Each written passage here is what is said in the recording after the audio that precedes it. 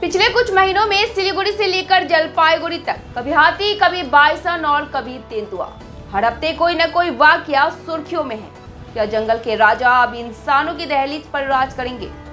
जंगल सिमट रहे हैं और खतरे बढ़ रहे हैं। उत्तर बंगाल के हरे भरे जंगल अब मैदान बनते जा रहे हैं और अब आमने सामने हैं इंसान और जंगली जानवर। लेकिन अब सवाल यह है कि आखिर जंगल छोड़कर आबादी में क्यों आ रहे हैं ये जानवर? नमस्कार, मैं हूं आपके साथ राबे और आपने देखना शुरू कर दिया है न्यूज़ नाउ। उत्तर बंगाल के जंगलों की हरियाली अब सिहरन बन गई है। हाथी, बाइसन और तेंदुए, वो जो कभी जंगल में रहना पसंद करते थे, अब इंसानी बस्तियों की ओर बढ़ते चले आ रहे हैं। कभी चाय बागानों में तो कभी गांव की गलियों में। जंगली जानवर अब हर रोज किसी न किसी को डरा रहे हैं, किसी की जान ले रहे हैं और पूरे इलाके को दहशत में डाल रहे हैं। हाल ही में सिलीगुड़ी के उत्तर बंगाल विश्वविद्यालय परिसर में एक जंगली हाथी के घुसने से हड़कंप मच गया। वन विभाग की टीम को घंटों मशक्कत करनी पड़ी उसे जंगल की ओर खदेड़ने के लिए।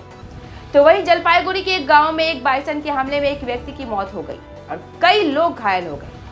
तेंदुए भी पीछे नहीं है।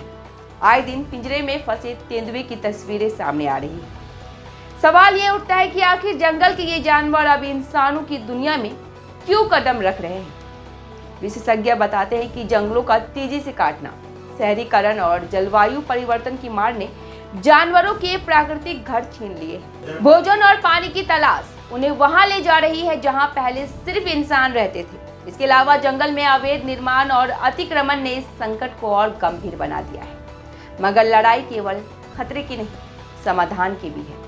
वन विभाग ने तेजी से कदम उठाने शुरू कर दिए हैं। सिलीगुड़ी और जलपाईगुड़ी में क्विक रिस्पांस टीमों का गठन हुआ है जो सूचना मिलते ही तुरंत घटनास्थल पर पहुंचती है। जंगल और गांवों के बीच सोलर फेंसिंग और खाइया बनाई जा रही है ताकि जानवरों का प्रवेश रोका जा सके। तेंदुए की निगरानी के लिए ट्रैप कैमरे लगाए गए हैं और पिंजरे जगह जगह तैयार रखे गए हैं। सिर्फ सरकारी प्रयास नहीं, गाँव वालों की जागरूकता भी इस संघर्ष को कम करने में अहम भूमिका निभा रही है। कई गांवों में लोगों को सिखाया जा रहा है कि जानवरों से कैसी दूरी बनाकर रखें और क्या करें अगर कोई जानवर गांव में आ जाए। हाथियों को दूर रखने के लिए मधुमक्खी पालन को बढ़ावा दिया जा रहा है क्योंकि हाथी मधुमक्खियों से डरते हैं। साथ ही जिन परिवारों को नुकसान हुआ है उन्हें मुआवजा और राहत राशि भी दी जा रही है। हाल ही में जलपाईगुड़ी के एक गाँव में वन विभाग और ग्रामीणों ने मिलकर एक बाइसन को सुरक्षित जंगल में वापस भेजा। यह एक छोटी सी जीत थी, लेकिन उम्मीद की बड़ी किरण भी। अब वन विभाग केंद्र और राज्य सरकार के साथ मिलकर ऐसी योजनाएं तैयार कर रही है जिससे जानवरों को जंगल में ही वह सब कुछ मिल सके जो उन्हें इंसानी बस्तियों तक खींच कर लेके आती है। उत्तर बंगाल में मानव वन्य जीव संघर्ष एक जटिल चुनौती है, लेकिन इसका समाधान भी हमारे हाथ में है।